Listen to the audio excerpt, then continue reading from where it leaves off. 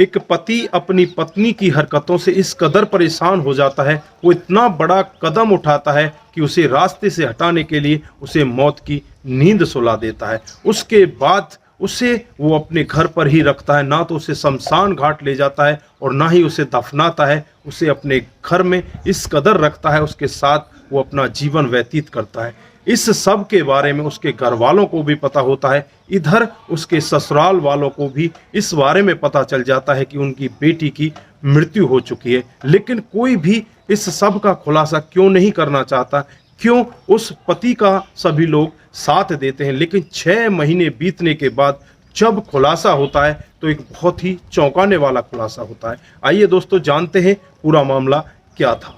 नमस्कार, जय हिंद। आप देख रहे हैं APH न्यूज़ राहुल रावत के साथ। तो दोस्तों आज की जो मैं हकीकत की कहानी आपको बताने जा रहा हूं, ये उत्तर प्रदेश में एक जिला पड़ता है संभल और इसी का राजपुरा थाना क्षेत्र है। राजपुरा थाना क्षेत्र की ही कहानी है। 7 अक्टूबर 2022 की सुबह सुबह पुलिस के पास एक फ़ोन आता है। एक लड़का उस फ़ोन पर बोल रहा होता है। वो कहता है कि साहब, मैं सिकंदरपुर गांव से बोल रहा हूं और मेरे बड़े भाई ने मेरी भाभी की हत्या करके उसे घर के अंदर ही दबा दिया है और इस लाश को दबे हुए 6 महीने हो चुके हैं।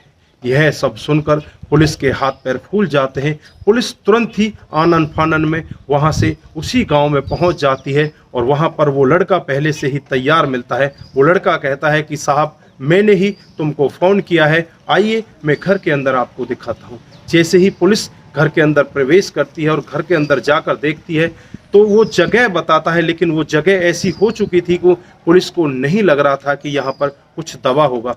जब पुलिस उस लड़के से सवाल पूछती है कि तुम्हें कैसे पता कि एक निश्चित यही जगह है जहां पर तुम्हारी भाभी को गाड़ा गया है, तब वो लड़का बताता है कि साहब, इस भाभी को यहाँ पर गाड़ने में मेरा भी उतना ही बड़ा हाथ है जितना कि मेरे भाई का हाथ है। वो बताता है कि मैंने ही अपनी भाभी को यहाँ गाड़ा है। मेरा बड़ा भाई जिसका नाम प्रमोद है, उसने मेरी भाभी की हत्या की है और पैसों को लेकर हमारे बीच में अब झगड़ा हो चुका है। उसने कहा था कि मैं तुम्हें इस केस के बारे में खुलासा नहीं होगा तो तुम्हें पैसे दे दूंगा, जो भाभी के जेवरात होंगे उनमें से हिस्सा दे दूंगा। लेकिन आज मेरे को वो हिस्सा देने से मना कर रहा है। मैं उसे पकड़वाना चाहता हूँ।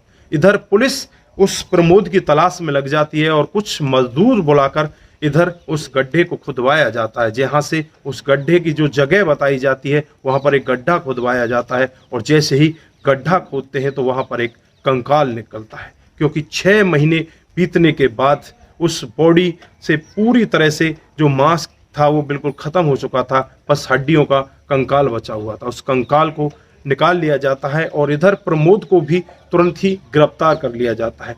जब प्रमोद से बातचीत की जाती है तो पहले तो प्रमोद टाल मटोल करने की कोशिश करता है, लेकिन जब प्रमोद से कहा जाता है कि तुम्हारे भाई ने सारा खुलासा कर दिया है और तुम्हारे घर से ही उस डेड बॉडी को भी निकाल लिया गया है, प्रमोद भी समझ जाता है कि अब पुलिस से नहीं बचा जा सकता, तो वो सब कुछ सच सच बताने लगता है। वो कहता है कि साहब, आज से 2 साल पहले हमारी शादी होती है और जिस लड़की से शादी होती है उसका नाम होता है सरोज। मैं अपनी खेती बाड़ी का काम किया करता था, डेली अपने खेत पर जाया करता था, लेकिन जो मेरी घरवाली होती है सरोज, उसके अवैध संबंध गांव के ही एक लड़के के साथ होते हैं। मैं उसको बार बार मना करता हूं कि तू इसके साथ अवैध संबंध को छोड़ दे, लेकिन वो छोड़ने का नाम नहीं लेती। वो बार बार उससे मिलती है, बार बार उससे फ़ोन पर बातें किया करती है। मैं कई बार उससे कहता हूं तू इससे फ़ोन पर बातें करना छोड़ दे, ये अच्छी बात नहीं है, इससे हमारी बदनामी होगी, लेकिन वो मानने का नाम ही नहीं लेती। गांव के लोगों को भी पता चल जाता है। गांव के लोग भी ज़्यादातर मेरे से यही कहते हैं कि तेरी घरवाली का अवैध संबंध है और वो उस लड़के के साथ में अवैध तरीके से घूमती है, उसके साथ में मिलती जुलती है।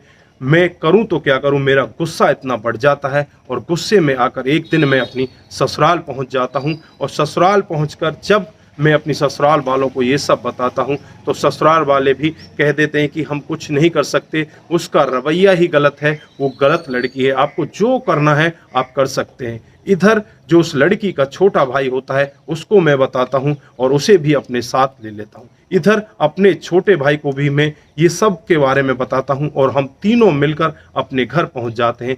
जैसे ही तीनों मिलकर हम अपने घर पहुँचते हैं तो सरोज हमें देखती है। सरोज देखते ही वो कहने लगती है कि तुम तीनों एक साथ कैसे घर के अंदर आ रहे हो, कोई बड़ी वजह है क्या या कुछ और करना चाहते हैं। वो कुछ भी नहीं बोलते और तीनों के तीनों घर के अंदर चले जाते हैं और सरोज के ऊपर टूट पड़ते हैं। उसका गला तब तक दबा कर रखते हैं जब तक कि उसकी मौत नहीं हो जाती।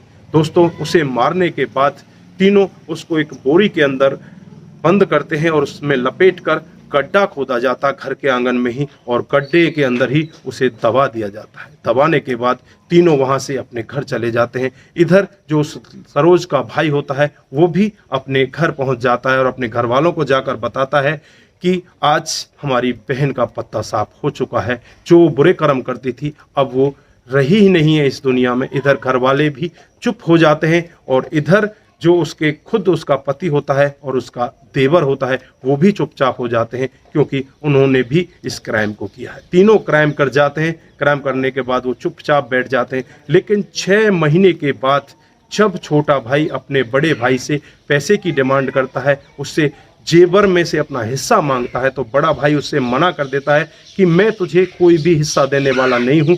तू जिसको जाकर बताना चाहता है, जिसके पास जाना चाहता है, तू चला जा, मैं तुझे कुछ भी देने वाला नहीं हूँ। यह सब सुनकर छोटा भाई पुलिस को फोन करता है। तब जाकर इतने बड़े क्राइम का खुलासा होता है। एक पति अपनी पत्नी को मारकर घर के अंदर दबा देता है और वहीं पर ऐसे रहने लगता है जैसे कि कुछ हुआ ही नहीं। अड़ोसी पड़ोसियों को भी जब इस बात का पता चलता है तो अड़ोसी पड़ोसी भी एकदम ऐसे कहने लगते हैं कि हमें तो कुछ पता ही नहीं था, हम तो ये सोच रहे थे सरोज शायद यहाँ है नहीं, वो कहीं बाहर अपने गांव गई हुई है या इनकी कुछ आपस में लड़ाई हुई होगी।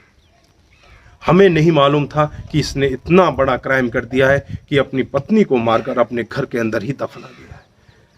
लोगों की भी तरह तरह की वहाँ पर जो बातें निकल कर आती हैं वो भी काफ़ी सारी वहाँ पर बातें सुनने को मिलती हैं। उसके बाद पुलिस उन तीनों को गिरफ्तार कर लेती है और गिरफ्तार करके उन तीनों को जेल में भेज देती है। तो दोस्तों, आप लोगों ने देखा किस तरह से एक पत्नी जो कि अवैध संबंधों में होती है और अवैध संबंधों के चलते हुए एक पति इतना बड़ा कदम उठा लेता है और वो अपनी पत्नी को मौत की नींद सुला देता है। इधर उस लड़की का भाई भी उसमें शामिल होता है और इधर इस लड़के का भाई भी इसमें शामिल होता है। लेकिन जब उसको उसका हिस्सा नहीं दिया जाता तब जाकर वो इस सब का खुलासा करता है।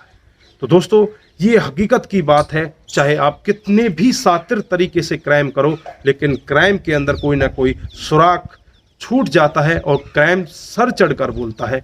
चाहे उसके लिए उसे किसी भी रूप में आना पड़े, उसे किसी भी तरह से आपका खुलासा करना पड़े। तो दोस्तों, कोई ये ना समझे कि हम क्राइम करके बच जाएंगे, चुपचाप रह जाएंगे। अगर कोई भी क्राइम करता है तो उसको सज़ा मिलनी ज़रूरी है। तो दोस्तों, आप क्या कहना चाहते हैं इस वाकया के बारे में? यहाँ पर प्रमोद ने जो कदम उठाए, क्या वो सही थे या गलत थे? आपकी जो भी राय है कमेंट बॉक्स में ज़रूर दीजिएगा। दोस्तों, उसके भाई ने, जो लड़की का भाई होता है, वो भी खुद उसमें उतना ही बड़ा गुनहगार होता है क्योंकि वो खुद भी उस अपनी बहन को मारने के लिए तैयार हो जाता है और उसे जाकर मारता भी और फिर गड्ढे के अंदर भी खुद दबा कर आता है। तो उस भाई के बारे में आपकी क्या राय है? और जो उस प्रमोद का छोटा भाई होता है वो पैसे के लिए बाद में आकर खुलासा करता है, क्या उसने सही कदम उठाया था या गलत कदम उठाया था? आपकी जो भी राय है कमेंट बॉक्स में ज़रूर दीजिएगा। दोस्तों, इस कहानी को सुनाने का हमारा उद्देश्य किसी को बरगलाना, किसी को बहकाना, किसी पर किसी प्रकार का दबाव बनाना नहीं है। हमारा उद्देश्य बस यही है कि आप लोग जागरूक हों और ऐसे क्राइम के बारे में जानें जो डे बाय डे हमारे समाज में बढ़ते जा रहे हैं। दोस्तों, आज के लिए बस इतना ही। फिर मिलते हैं किसी नए मोड़ के साथ। तब तक के लिए आप अपना ख्याल रखें। आप जहां भी रहें सतर्क रहें, सावधान रहें और ऐसे क्राइम को अपने आसपास ना होने दें। नमस्कार, जय हिंद, जय भारत।